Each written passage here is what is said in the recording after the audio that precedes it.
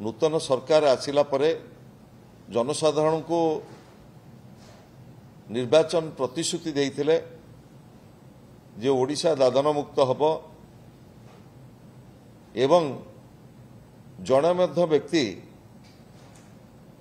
दादन खटिबा पई केही बाहर को जिबे नाही एवं परवर्ती समय रे सरकार आसिला राज्य सरकार विलंबर हेले मध्य गोटे टास्क फोर्स गठन कले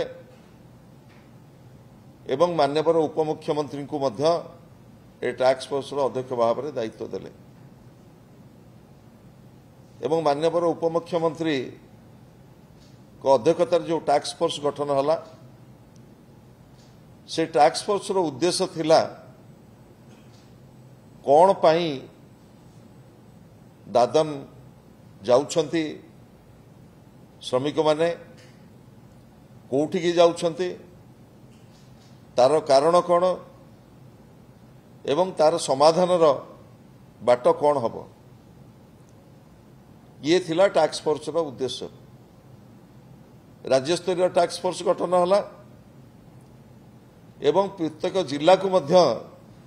ए संपर्क रे अवगत करागला ओडिशार जो दादन प्रवण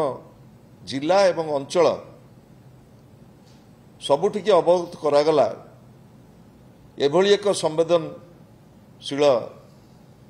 विषय उपरे सरकार किभली भाव रे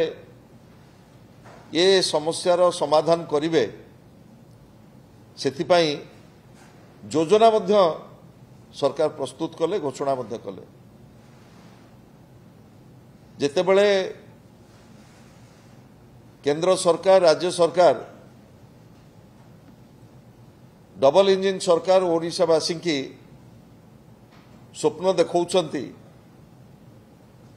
ट्रिलियन अर्थनीतिर स्वप्न ओडिशा को शिल्प समृद्ध करिवो ओडिशा को भारत वर्षर मुखशला करिवो ओडिशा को नौ वाणिज्य रे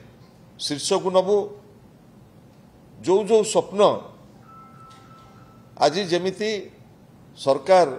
आसिला परे गोटे वर्ष 5 मास भितरे से स्वप्न जेमिति भांगी भांगी जाउछि मोटी कहि रखिबा को चाहे बलांगीर बरगढ़ कलाहांडी नुआपड़ा सुवर्णपुर सुंदरगढ़ खोर्धा केन्द्रापड़ा पुरी गंजाम गजपति रायगड़ा कोरापुट